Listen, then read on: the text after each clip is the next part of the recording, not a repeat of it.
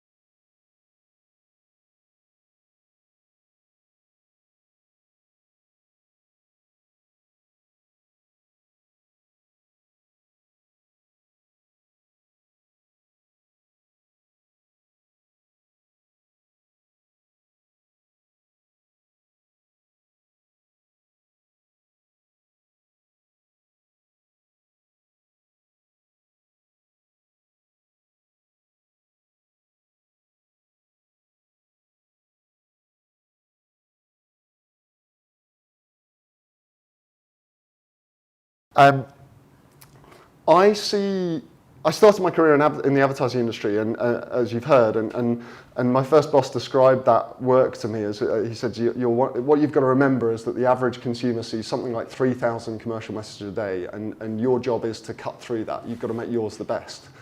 And for the first sort of few years of my career, I was really kind of focused on the second half of that sentence, like make yours the best, and it really appealed to the kind of competitor in me. And then over time, I started to go, 3,000? And just to dwell in that and stare at that. And where I got to over time actually was a place where I started to see that work not so much as, well, well, really as telling a story, as repeating a story over and over that about who we are and what we're capable of and what the range of our ambitions might be. And that is at the heart of the book. So the conception is I talk about a shift from the subject story to the consumer story to the citizen story. From a story which says the right thing to do is to keep your head down, do as you're told, get what you're given, on the basis that the God-given few know best and they'll lead us to the best outcomes for society as a whole. That was the subject story. End of the 19th century, beginning of the 20th, that story collapsed in on itself, and through the course of 2 world wars, we then got the consumer story. The idea there is the right thing to do is to get the best deal for yourself, to look out for number one, on the basis that if everyone does that, then the individual self-interest will add up to the best for society as a whole. So it's a new sort of idea of the way to achieve the best for society. And what I'm arguing really is that the moment in time we're living in right now is an analogous collapse, but also an analogous emergence, right? Like we're living in a moment where the consumer story is collapsing in on itself, much as the subject story did before. And what might be emerging in this time and what we might be able to step into if we can see it and stare at it is what I call the citizen story. And the citizen story says the right thing to do is to get involved, to shape the context of your own life and world, to contribute your ideas, energy and resources to the search for the best outcomes for society as a whole. Because all of us are smarter than any of us, all of us are better than any of us. And so if we can tap into that, and now we have the tools to do so, then we have a new hypothesis for how to build a better world. And that, I think, the reason why I think we need that kind of analysis right now is I think we're trapped in a moment where that story is collapsing, that consumer story is collapsing, but too much of the time we're actually appealing to the consumer story for our strategies for how to fix things. And that in itself is actually, there's a wonderful phrase like, it's in sort of naming the prison walls, or staring at the prison walls that they gain their shape and strength, by Okomolafe, who writes beautifully. And it's like we're sort of reinforcing this story, even in the process of trying to fix things. Yeah.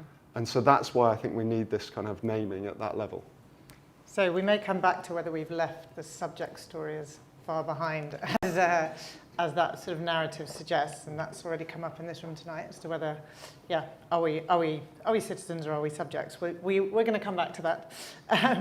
So the book is really this exploration of what it means, I think, to have agency, for people to have agency.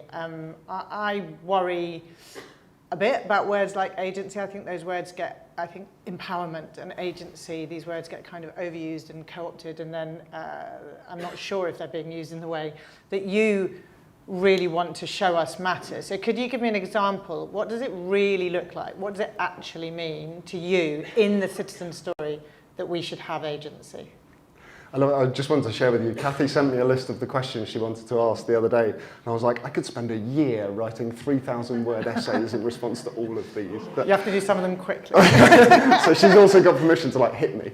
But no, I mean, the definition of agency I want to offer you is power that is commensurate with the scale of a challenge.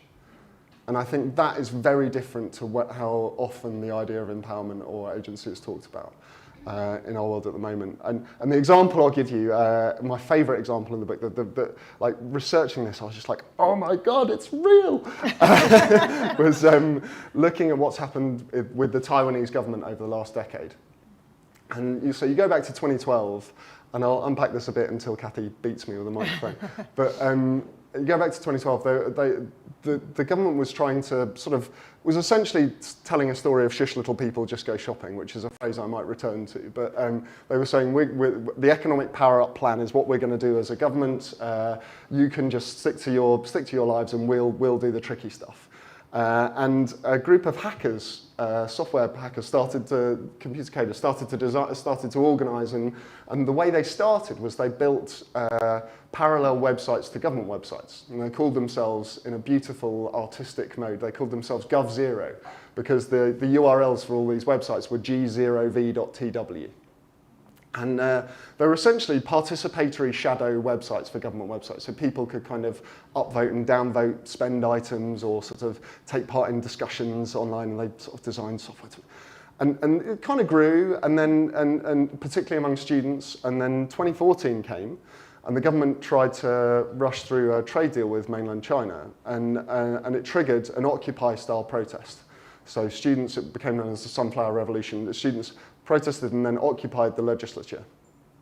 And then the crucial moment came, and we might come back to this, but basically the students were in it, and the GovZero gang got a broadband connection in and started streaming all over the country what the students were doing. And what they were doing was debating the clauses of the trade bill. And so everyone could see all over the country this is what was happening. And then the moment came where the pressure got put on the Speaker of the Parliament by the President to boot them out. And the Speaker was, by political affiliation, a member of the governing party, old guy, and he was sort of in the August, like full at top of his career, and he said, no. He said, this is what democracy looks like. They are doing what this space is for. And that moment, I think, was the flip. That was agency. It was that moment where he was acknowledging the power of people, the way that they could come together and do what that space was for. And from then the flip, nothing has ever been the same again. This is the Audrey Tang, who was one of the leaders of the hacker movement, became a mentor to a government minister. After the next election, became a minister themselves. And then when COVID came along, she was the lead organizer of the government response, and doing things like setting up a phone line where any citizen could ring in with ideas for how the country's response could be better, and open sourcing challenges. A 6-year-old boy got his idea on the TV press conference. Like, it's astonishing, and so far removed from what we often mean by empowering people or agency. Like, that's what it is. And it's a story amazingly told, and the detail of all that happened in Taiwan in the book is really, really amazing.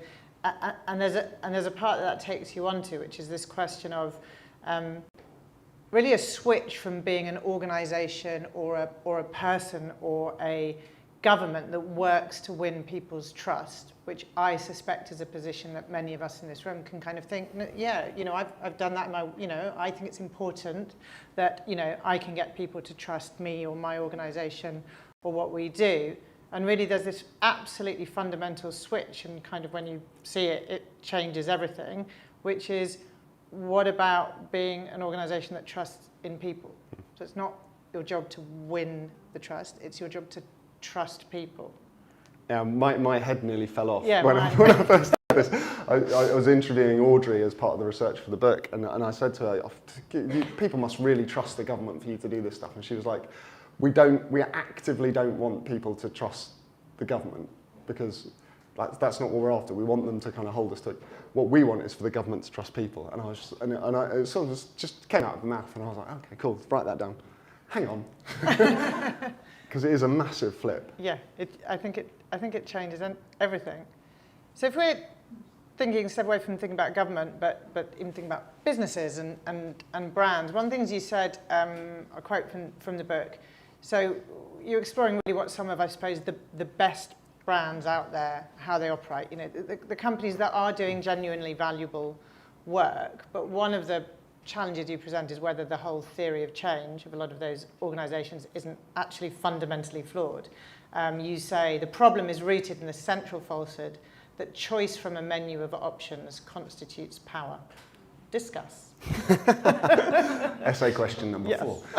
No, I mean, I'll try and be very brief. I think it's really the distinction between choosing between the options that someone else provides and being involved in shaping what the options might be. It's the sort of choose from the menu or be in the kitchen thing, really. And that's what I think. I mean, and the best business, I mean, we were having a bit of an argument before, which we might open up here, about Patagonia versus Brewdog as interesting brands to think about. So on the one hand, I in the book I talk a little, and I got very interested in. I'm not a sort of uncritical advocate of some of the things that the company Brewdog has done. If people don't know them, founded in 2007, big brewery. Essentially invented what's called crowd equity. So before any of the platforms existed, they sold a load of shares to their customers and built their built their vibe off the back of that, built their business off the back of that, and now have 150,000 equity punks, they call them. And they do all sorts of really interesting stuff like open sourcing their recipes and selling DIY brew kits and all this sort of stuff. And yet they've also been like accosted, they've been guilty of some pretty dark, pretty shabby stuff in employee relations in particular recently. But I think there's something really fascinating that maybe they've sort of stumbled into that is genuinely about going, we're gonna do this together, and using the methods and the tools that are available to say, like, we're not just gonna sell beer to you and make it as sustainably as possible. We're gonna build a movement of craft beer with you, and we'll tap into your ideas and so forth to make that happen. And I guess my challenge on something like Patagonia, which is always held up as this sort of golden, and I do love them. I'm not like, Patagonia rocks, right? Like, if you're going to shoot down Patagonia, you might as well just like go home now. but so I am a big fan. But I also want to say, like, what if they went, like, why isn't Patagonia a co-op? Why isn't Patagonia, or at least partly crowd equity, why isn't Patagonia tapping into the ideas of its customers? Why aren't they doing the stuff that Brewdog is doing? Because if they did it, like, and I do worry that there's a little bit of, it goes back to this thing about trust, right? There's a little bit of misanthropy, actually. Like, I think, I mean, I'm not, but that just says, like, if you see people as consumers, your starting point is that the best you can really do is make them the least, slightly gentler destroyers. Whereas if you see people as citizens, you see them as potential participants and contributors and active players in what you're trying to do in the world, and you find ways to involve them. And I think there's more power there. So let's dig into that a bit more, because you use this language in the book that I really love about basically that we are all creative, capable and caring creatures, and I suspect in a room like this in particular most people would want to probably nod, yeah, that's me, I'm capable, creative and caring, you know, and it is true, but I also think that most of us in the room, and what you would get from reading the book, is that we're all far more locked into the consumer's story than we can necessarily see, or than we wish to see, or we want to believe.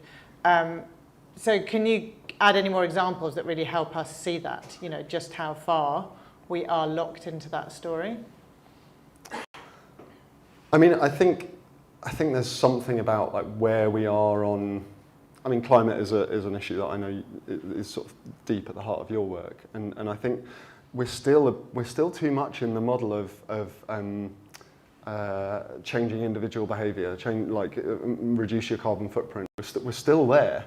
And I think that the opportunity, I think that's a really good example, like the idea that we're still going around the kind of reduce your individual footprint by X%, rather than the kind of the space that we could be in, which is of, like, it's when people work together that you can really do something. It's when these climate action, and that is happening too. Like, I'm not, and that's where I get my excitement from. Like, Friends of the Earth have moved their entire model to really back up a network of unbranded climate action groups, which is a really phenomenal sort of shift.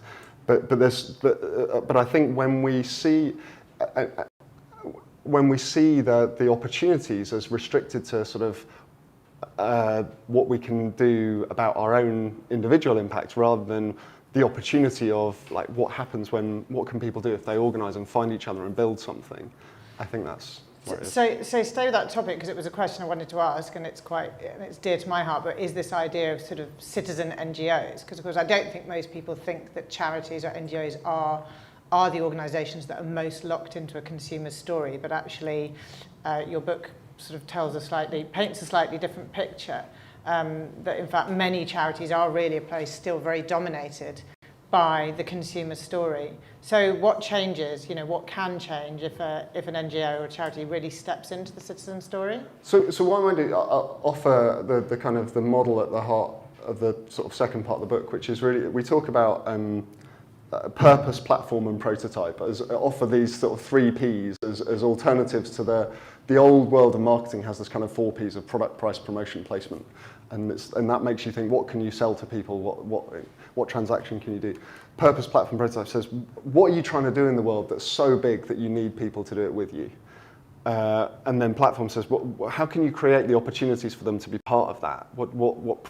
What spaces do you allow? What methods to get involved? And Prototype says, how do you build the energy for that? Where's it already happening that you can build on? How do you, rather than, because you can't flip a switch and transform it overnight.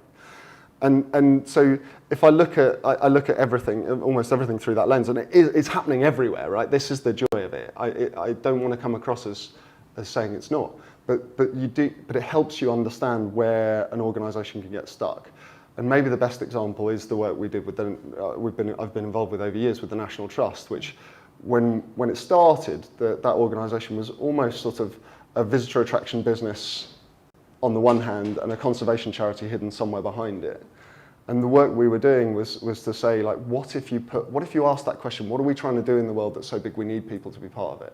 And it's really, how can we grow love of beauty? How can we grow people's attention to the need for special places in our lives? Everyone needs beauty as well as bread. And how do we champion that with people, not just do it for them? And that then leads to some wonderful stuff where it like unleashes so much fun in an organisation that we started looking like, where's it already happening? And we found this staff cohort who were called wardens. And their job description, their uniform was camouflage. They were the kind of lowliest of the low, and their job description was essentially to kind of protect nature from children, to sort of jump out from behind a tree at the crucial moment and stuff. But what they were actually doing, sort of around the edges of their jobs, were like den building and tree climbing and like all sorts of stuff. So we said, there's a couple of people in the room who are involved in this, we said, well, there's probably quite a few things here. And then we found research from the conservation charity side of the organisation that said if you build a personal connection with nature by the age of 12, then you're more likely to be pro-environmental later in life.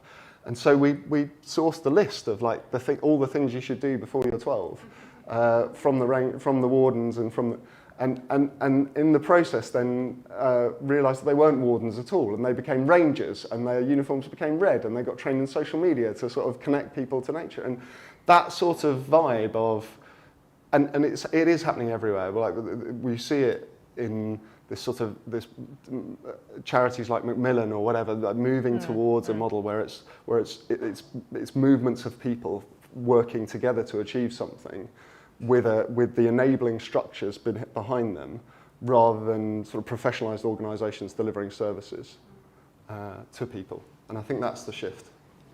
So let's get stuck into the delightful, thorny issue of the whole idea of sort of ethical consumption, and I mean we talked about this before, which is like how do we step away from the whole binary of citizen good, consumer bad, transactions bad, relationships good. There's sort of there are a lot of them around, and you talk a lot about how trapped we are in the consumer story, but you do also recognise this idea that we've kind of been liberated by some of what it's been over the years to be a consumer. And I can't remember, there's a great, what was your mum's first washing machine called? The Hot Point Liberator. The Hot Point Liberator.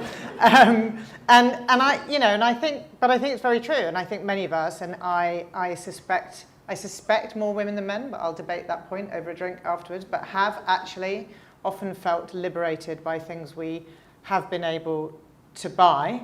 But also we recognise this kind of increasing addiction to convenience. I was saying, I can't, Amazon was bad enough, but now every time I have to see one of those bus stop posters that says if literally you're too stoned to go to the corner shop to buy the chocolate that you need for your munchies, somebody will use this app and somebody will deliver it to you within 20 minutes. It's like that degree of addiction to consumer convenience is like startling to me. But how do we use the sort of citizen story to like understand differently this idea around the part of being a consumer that we inevitably are, right? And whether it's good or bad. If we lived in a citizenship as practice world that you talk about, what would look different? Would we actually buy differently? Would we buy less? Is that missing the point completely? No, not at all. I think. So I think the first thing to say is this idea of a shift from subject to consumer to citizen, and that helps you. It's not about like the consumer story was inherently a sort of an evil plot from the beginning. It's a kind of, and there's huge, from what came before, there's huge liberation in having the power to choose between options. It's just that right now, in this moment in time, there's the opportunity to go another step further. I guess the nub of it, though, for me, is like the difference between nouns and verbs, between like moral stories and sort of deep ideas about how we might operate and relate to one another, and just actions that we do. So one of the ways I've just really succinctly put it is like, I'd argue that to a great extent what we have become today, or what we are told we are by the headlines of our times, and which obscures another possibility, is consumers who occasionally vote, and bring the consumer orientation, the primacy of self-interest to bear on even on the democratic act, which actually is still a choice between options that someone else sets, rather than citizens who consume. And I think that's the problem isn't consumption. The problem is consumerism, where the story of society is the story of the consumer. But let's go a bit further. Because, I mean, I know that you're not actually in the let's kind of overthrow capitalism as the solution to the climate crisis. But unlike some, I know. There are others who think that might be, I understand some people think that might be the ultimate transition away from that is the ultimate transition away from the consumer story. But why don't you actually think that's the answer? More because I don't feel like it's terribly helpful to talk at that level. Like when you talk about systems and isms, and you're like, are you a Marxist? I got asked on a podcast the other day, are you a Marxist? And it's like, I'm boring. Like if you only see things through isms at that level, then you don't see possibility. And so much of the conversation about post-capitalism or anti-capitalism is exactly that, a conversation about post or anti, the thing, which just means you're still talking about the thing. Whereas I think if you flip the telescope and you go like, okay, let's look at it from the other end. Like, what if we orient in the world as citizens rather than as consumers, and we interact with one another on that basis, and we start from there? It might be that the system that emerges as a result of those interactions and relationship buildings and so forth gets a different name, but we don't have to start there. And actually, in the meantime, we can build some amazing. We can start by building some amazing businesses and movements and charities and governing very differently, without having to decide if we're like anti everything. We can be pro something. Yeah.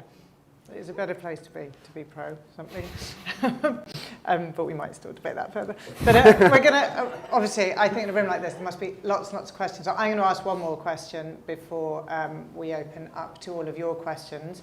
I was thinking about when, we hope there'll be loads of questions, whether anyone might even also offer up an example of where they work or what their work is. It'd be quite nice to almost clinic somebody's work a bit to see this question of how even many of us, doing work that we hope and believe might exist for some good in the world, but how much the consumer story still dominates that. So if anybody's feeling brave and might want to offer that up, that would be another version of a question. But I'll ask one more thing. I have loads that I could carry on with, but I want to make sure there's enough time. So you say in the book, if this is a way of thinking whose time has come, why is it not spreading faster? So that feels like a really important question to answer here. I think the first question that many people might just say is, so what do we actually do? What do we do in our organisations, our companies, in our families, in our communities, in our teams, and wherever we can?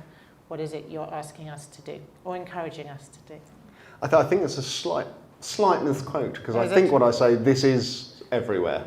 Right. And I do believe that to be the case. Like, I think this is just beneath the surface every way you look. Your bit was, this is a way of thinking whose time has come. My question is, why isn't it spreading fast? Good. Okay, now we're clear. So I think it is spreading faster. End of question. No. So I guess no. Terrible last question. Quick, rescue me. No. I guess So I think it is everywhere. I think it's just beneath the surface. I think it's just that the headlines of our times are focusing our energy, but I also think that matters, because what we pay attention to grows, right? Like, where the energy flows, it grows. And I think the biggest thing but in terms of what can we do, I would go back to this thing of trust in people. And I think that has to be the starting point. It's like if you start by going, and certain things follow from there. Because if you start by going, people are ace, and the things that are needed are here already. There's this lovely phrase: start with what's strong, and not with what's wrong. And I think if you do that, then you look inside your organisation or in your local community and you look around, expecting there to be stuff going on already, expecting there to be answers emerging in your industry, and you find the others, and you get behind them and you get involved with them and you start to build something.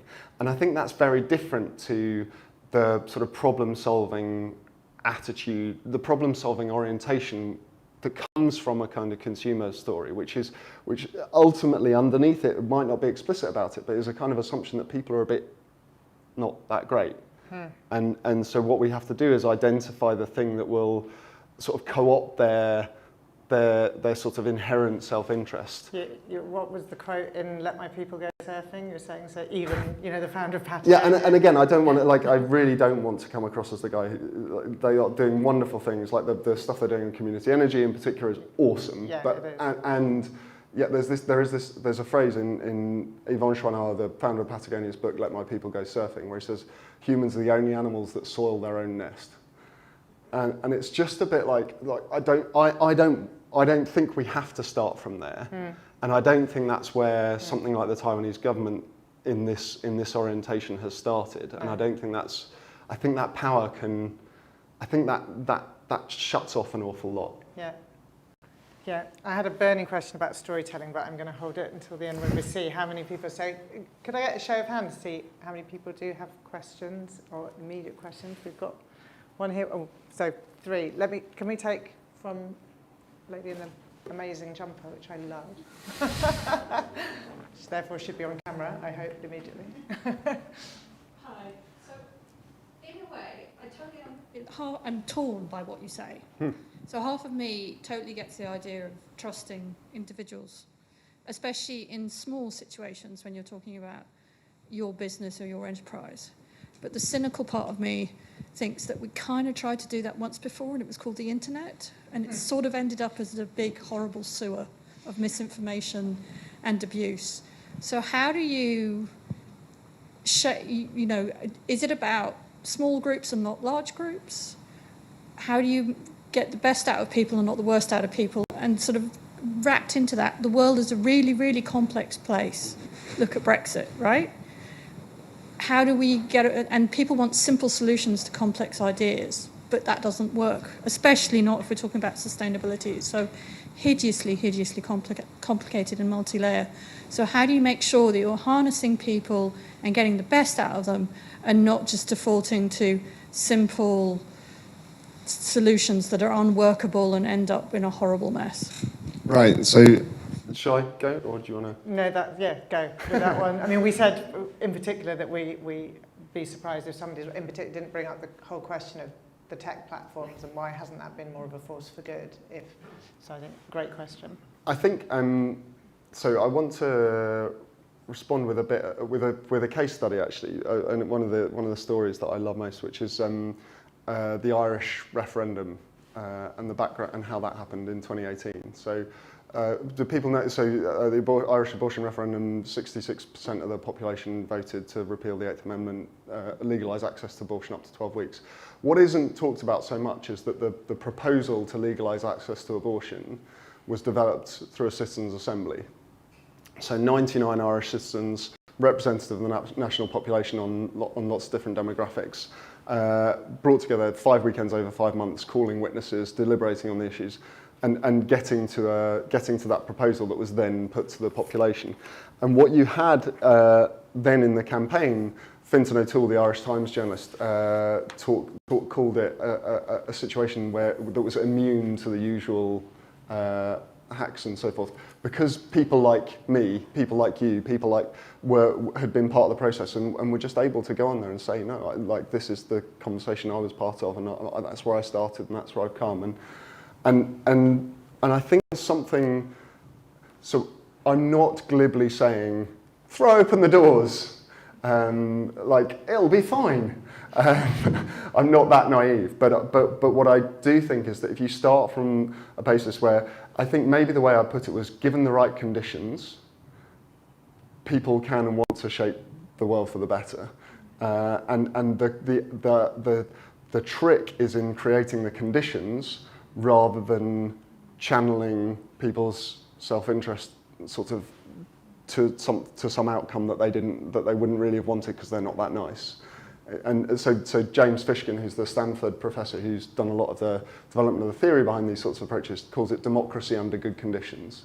And I think there are lots of other examples of the tools and processes, but I think that's the sort of thing I'm saying. I mean, there's a couple of thought experiments that we've played with various people. That's like what would a citizen Facebook look like? Like, how might you get to a sort of set of principles that Facebook could be held to account to by that governing board through that sort of process? What if it, or like how might we use some of these processes that have powered the Taiwanese government decision making to open up and crowdsource a revision of the Universal Declaration of Human Rights? You can go on these sort of thought experiments. You have to use the tools and you have to create the conditions. This isn't about saying step back, anarchy will be great. It's about saying like, process design and facilitation is the skill of leadership in this moment in time rather than service or heroism. Does that help? Yeah.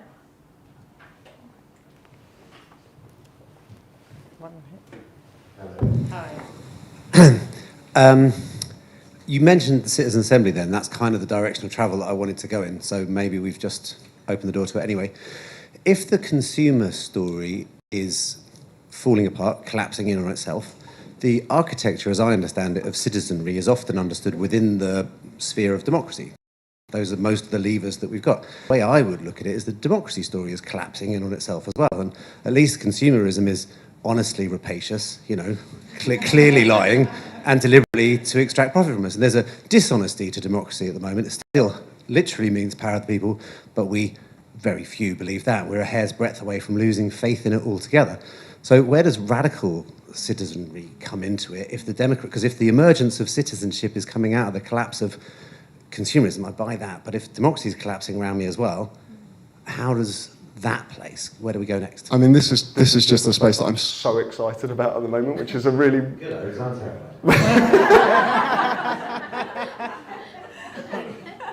But thanks, Sam. Basically, I think so. I would argue that it is the consumer story that's collapsing, and the collapse of what we call democracy today is another symptom of that. I think we live in a consumer democracy where our agency is limited to choosing between the options that someone else offers rather than shaping what the options are. And I can see all across the world different models emerging. In Chile at the moment, there's a citizens' constitution on the convention going on that is deeply participatory, has been designed with indigenous principles of democracy right at its core. That could really reset. I mean, forget Boric, who's interesting, but nowhere near as interesting as what's going on underneath.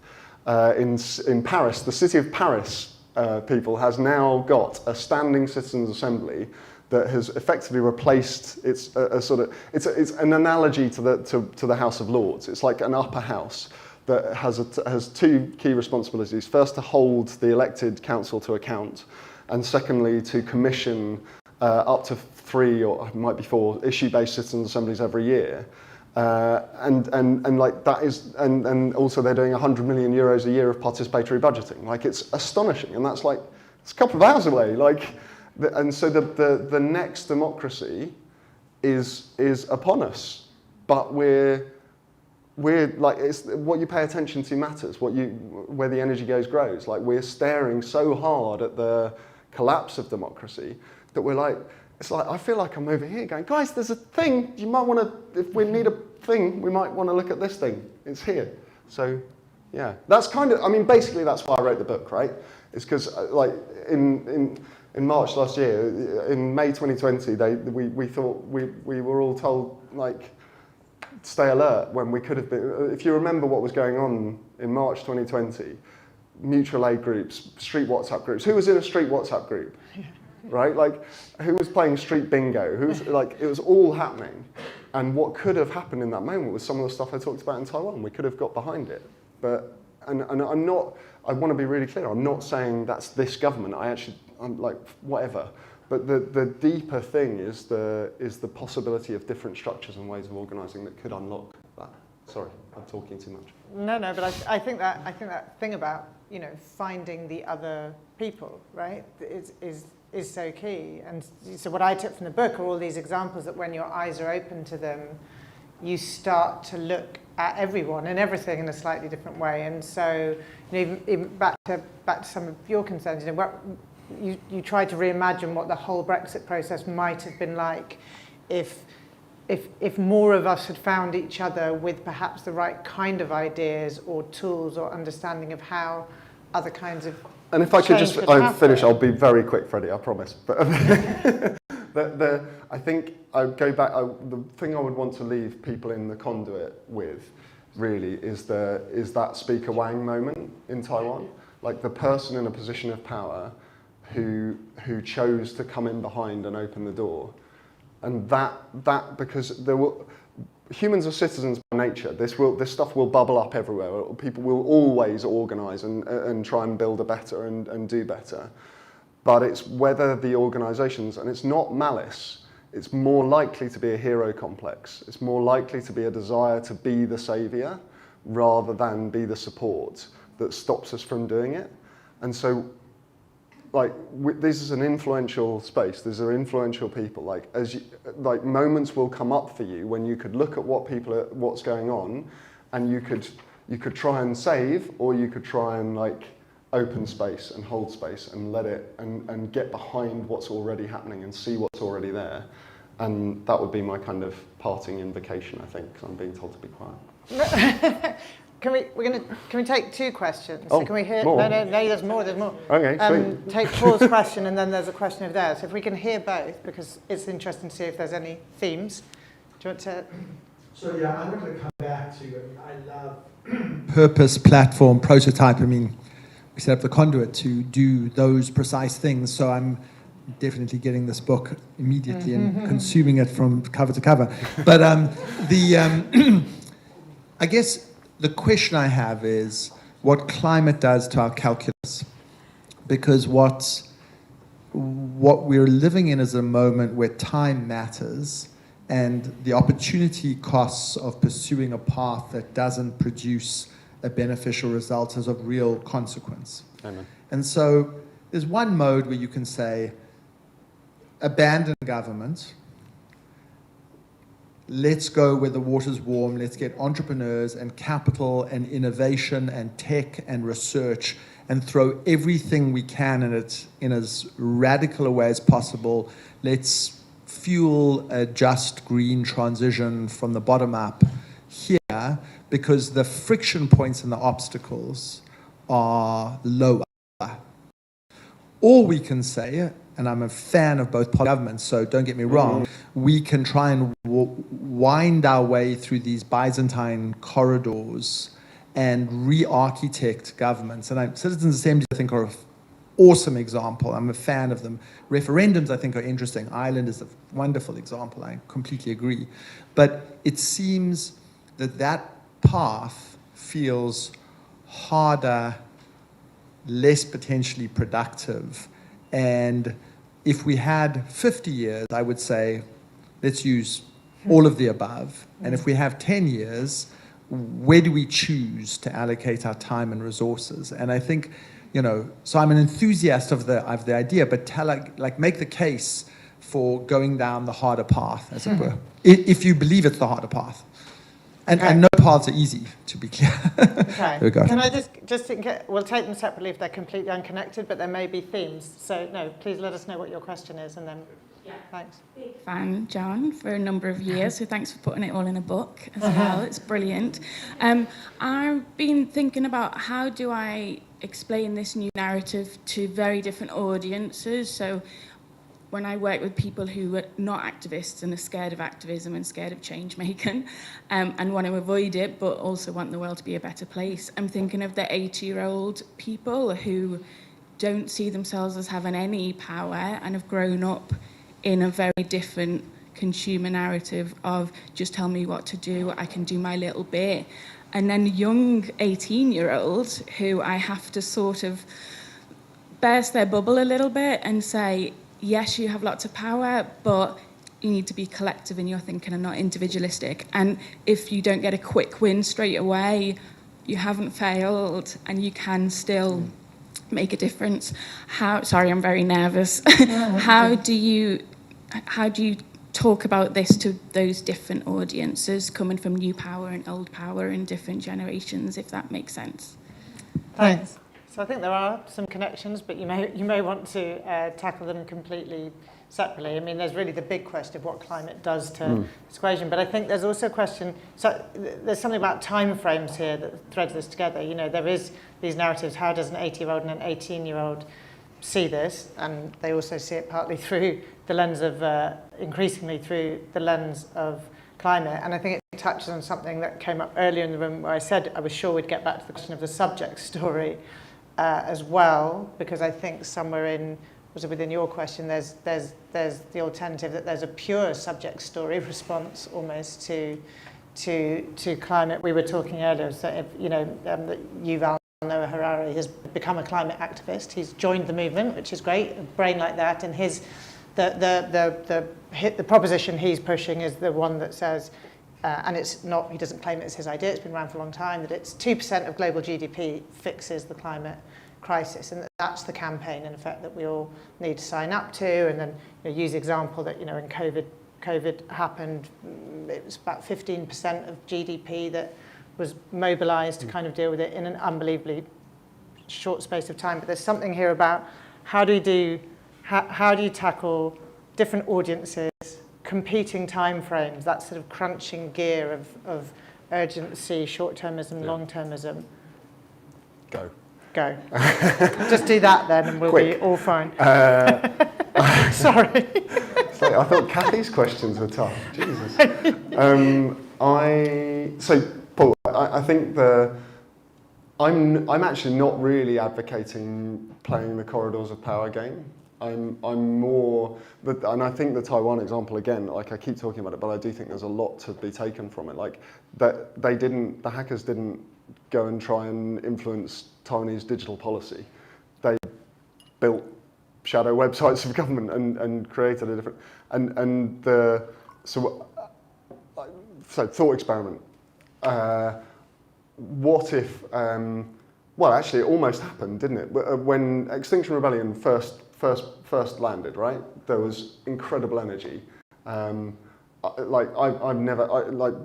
mum wanted to go and be on Waterloo Bridge, right? Like we were all there, and that energy was really positive and powerful.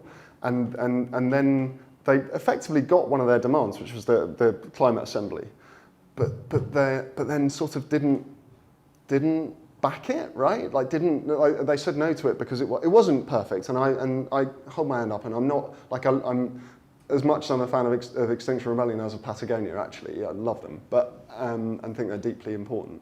And yet, I'm like, imagine if the next 3 rebellions had been timed for the weekends that the Climate Assembly was meeting, and had been pointing at it and channeling all of the nation's energy positively into this isn't enough, and yet it's really good.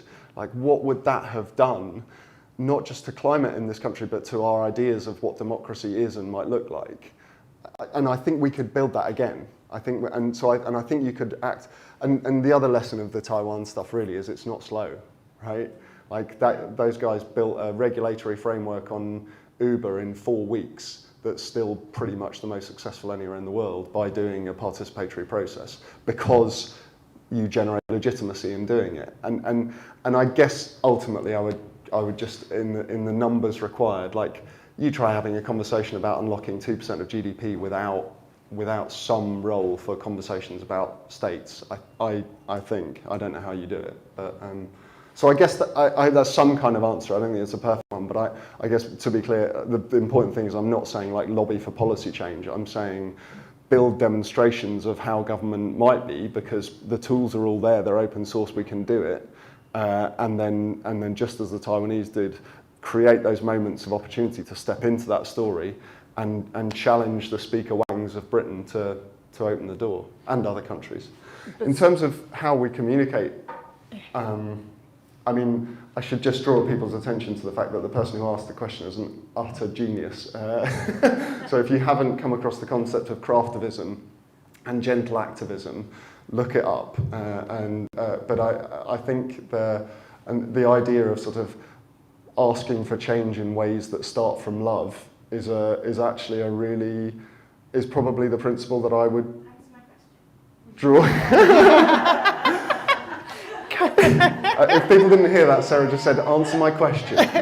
But no, what I'm getting to is the start from love thing, right? Like, if you start from a place where you're going, these people have a contribution to make, and what I'm wanting to do is to tap into it, then you are already inhabiting the citizen story. You're already kind of, and so you're asking for possibility and imagination and creativity. It's your stuff, really. And so I think, yes, you have to talk about it differently, but you can appeal to different. Okay, maybe I can see. So you can appeal to different things. I think, like there are different, and this is why I'm maybe trying not to. For all that it's incredibly easy to append criticism to our existing government in this country, that I'm trying not to do that, because I think that's just a symptom. And I think there's a deeper shift required. And actually, there's rich strands of conservatism that are and tradition that are about civic responsibility and coming together in family and community that are deeply in this, and that you can talk to and evoke and involve.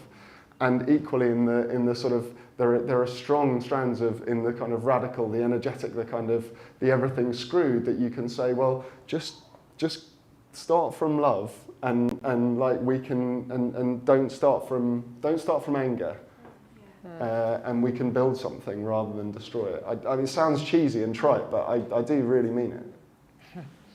Can we take one last question? Go. Press that until it goes. I mean, that kind of answered my question, but my question was around young people, and what you're describing and the skills and capacities sound very different than what we're learning in school, or what children are being told is the skills and capacities to be successful. And so my question was around, what would we be teaching if we were actually raising young people to be citizens? Because we have a lot to unlearn, so how do we not teach those things now? Great question, thank you. One Catholic wanted to ask. I think, I mean, I would go, I think it's not even so much what would we be teaching as what would we mean by teaching? What would a teacher be in a world? And again, there are, like, in the spirit of like start from what's already going on that's brilliant, there are some amazing things. Like, there's this thing called Smart School Councils that I'd encourage people to check out. It's just super cool, like classroom debate and decision making in such a way that you don't have a sort of election-based school council. You actually have a Smart School Council where every student is effectively part of the school council. There's this whole movement behind the concept of oracy, which is the idea of, like, you've got literacy and numeracy, reading and numbers, oracy, speaking. Like, and there's a reason why we use finding your voice as a metaphor for the democratic space, right? Like, so that oracy movement is rocking right now, and so there's so much there, and it is just the fact.